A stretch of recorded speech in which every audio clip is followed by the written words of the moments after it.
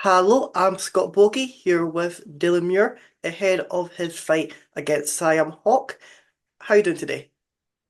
I'm good, thank you. Yeah, And how has the training camp been for this fight?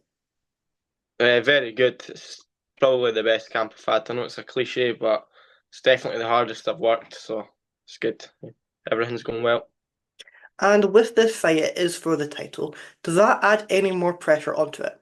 Uh, yeah, no, like I guess it's 5 rounds, so it's different. So I kind of need to prepare for that. But like my teammate said, he had a title fight, and he was just like, "Look, it's just another fight." So I've kind of just tried to take it like that. So yeah. And you have shown that you do have the cardio to last at least the 3 rounds because both your fights that you've had have been decision victories. How did you feel your last fight against CJ Cowling? How did you feel like that went? Yeah, I was quite happy with my performance. I showed I can strike and grapple, whereas like in other performances, I've just kind of showed my grappling, not really had the chance to show my striking. So I was pretty happy with that. That I could show that I was like a well-rounded fighter. And your that last fight was in February. Did you want to stay a bit more active, or were you just looking for a wee bit of time out after that February fight? I was wanting to stay more active, but just shit happens, I guess. So Yeah, here I am now. But I'm excited to get back in there. It's been too long, so it's good. exactly. And you have got a very strong opponent. He is 5-0. Do you feel like this just proves to be your biggest test so far? Yeah, it's definitely my biggest test so far. Like it's hard not to respect him with 5 wins and my other opponents not having like nearly as many. So it probably is going to be my hardest fight yet. And where do you feel like this victory can take you in the amateur scene? Um, well, the amateur rankings, there's like a top 10 and I got put in number 9. So if I win, it'd probably put me in like the top 5 of the rankings and definitely get a name out there for myself as well with getting a title. So yeah, it's kind of going to project me quite far. And obviously, you do train over at Food Dog. How big would this title fight win not only for you, but for the gym as well? Yeah, it would be massive for the gym, really. Like we've had kind of three title people going for titles before in the past, and no one's like won one yet. So it would be the first title at the gym. So it does mean a lot to me, and I guess other people at the gym can kind of show, obviously younger people than me, that it is possible to kind of do well training out at Food Dog. So And does it make it any easier knowing that you're not the only one from your gym competing on this card? I know that there's a few other people from Food Dog. yeah, it's easier because I guess like kind of everyone in the gym's thriving a lot more. There's like Yeah. everyone's training really hard and pushing each other.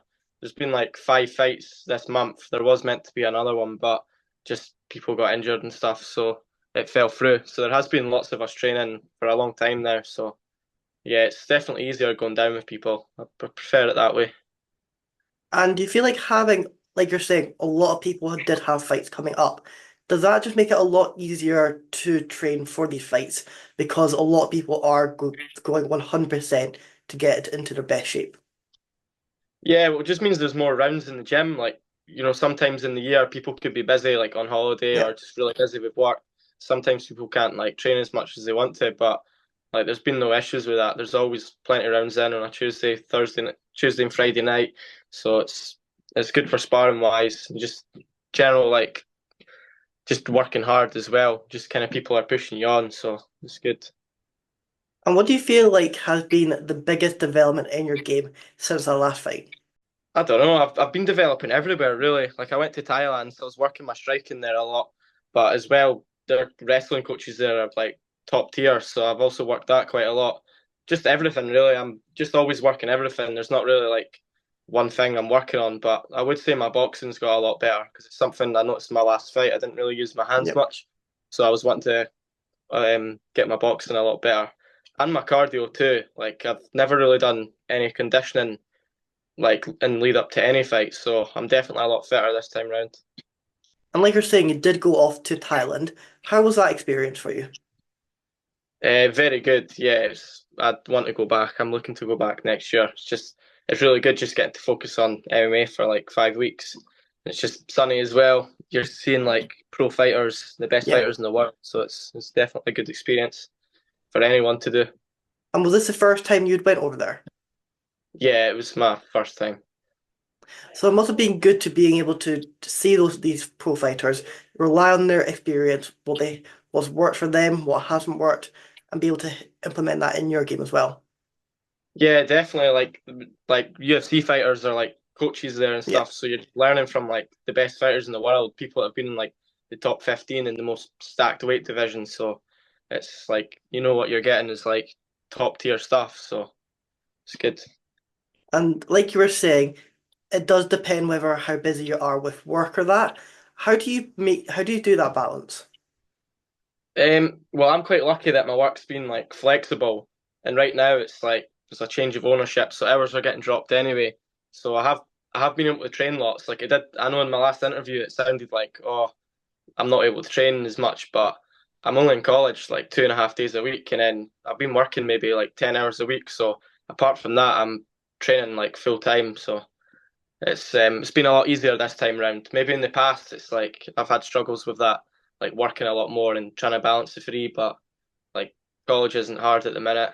And plus like when I'm there, I'm in the gym sometimes anyway, so I'm just getting S&C done. So it's like it's a win-win at the minute and it's not really had much effect on me this time round, so it's good. And are you looking to, as long as they are injury free, are you looking to get back in the gym straight away and look for another fight? Yeah, definitely. I'd like to get more active. Like it's been 9 months. It's been too long. I wanted to have 3 fights this year. It's looking unlikely. There was a show in December I was interested in, but it's fallen through. So I think early next year will be the next step for me. And how big do you feel like the Scottish MMA is coming just now? Obviously, you have Rhys McEwen and Sean Clancy Jr. in um just Cage Warriors. You have Lorenzo and Gemma in PFL Europe. You have got a lot of Scottish fighters breaking through the ranks. How how do you see the Scottish MMA scene at this moment? It's definitely growing. Like it's quite good to see for like young amateurs like us because there's people that are like 26, Yeah. 27 fighting on some of the best promotions like in the world, so like Cage Warriors, PFL. So it's definitely growing and it's good for us. Like it's kind of shows that like we can get somewhere doing this. So it's definitely like good to like motivate you, keep you on track. And do It you kind feel of like like inspire you in a way. Yeah. And do you feel like having these big shows as well? I know Cage Warriors came to Glasgow twice this year. PFL Europe came to Glasgow. Having these big shows also come to Scotland must also help bring more attention to the sport and bring more people in. Yeah, definitely, because like fighters are getting a show right on their doorstep, so Yeah. the cards are getting stacked with pretty much just Scottish pros, which is good, just to kind of show everyone that what talent the country's got. So it's good. There's also lots of shows in like England as well. 'Cause I went to PFL Newcastle, so it's like Yeah. only 2 3 hours drives away, so there's plenty of opportunities like on the doorstep for people. And where do you see your development? Like, how many more fights do you want to have in the amateur scene before you even look to turn pro?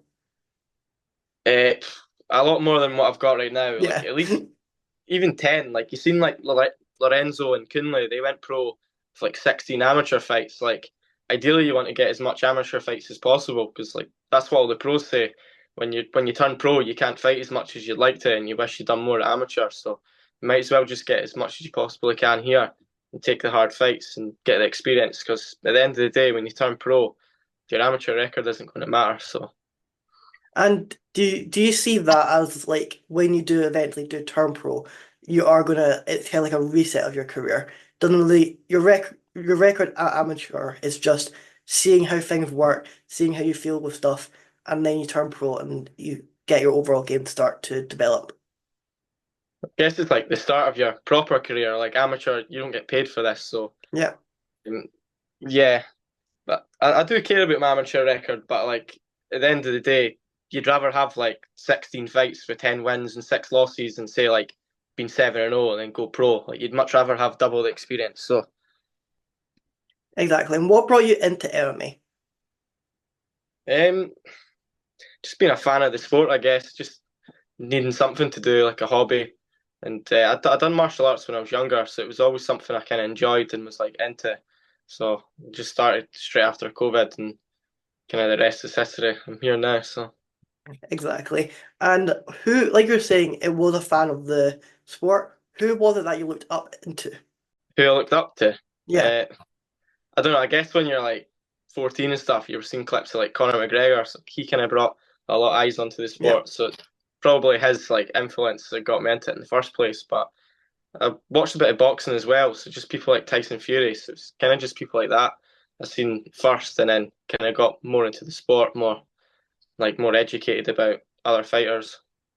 And do you feel like you would just stick to MMA, or if you're were finding it struggling to get an opponent, would you branch out and do like a boxing fight just to stay active, or would you just keep on trying to get that fight in MMA?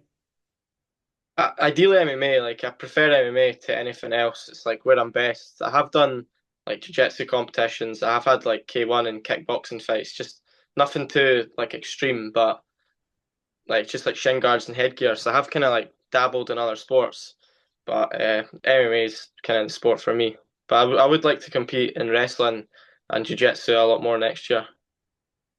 And with the amateur, there is a lot of things you aren't able to do, like the elbows and it is shorter rounds. Do you still practice like a pro, even though you are in the amateurs, or do you, because you can't use them, you're not really developing them at this moment? Not developing them as much. Like sometimes you'll do a bit of like kind of elbows and stuff. Like I done a lot of that in Thailand with like a Muay Thai coach. He was kind of just getting me to Yeah, elbow a lot, so it was good. But it's kind of good for future. But right now I can't yeah. really use that. So, but I'd say more like you're drilling stuff for amateur because there's no point like drilling elbows all the time when you can't use them. And also, what's your view on the rules of MMA changing? Because like it had just recently been announced the 12-6 elbow, sorry, yeah, the 12-6 elbow is now legal. What's your view on the rules changing? Uh, it makes no difference to me at the moment. I guess Yeah. like that it's not something I've like paid too much attention to, but I guess like when I do get there, I'll need to kind of like look into all that a bit more. But it's not something I'm fussed about at the minute. Nope, that sounds great. And I know come the Unity, we'll get that title and you will get the victory as well. Thank you for coming on. Is there anything else you're wanting to add or anyone you're wanting to shout out? Um, yeah, I'll shout out some people. Hopefully not miss people out, but my mum, my girlfriend, just teammates. Like there's too many to mention, so I'll not go there. And then my coach Ian for kind of getting me this far and getting me to the level where I can like fight for a title. Well, that sounds great. And I know you'll collect that title and we'll be able to speak ahead of your next fight as well. Thank you for coming on.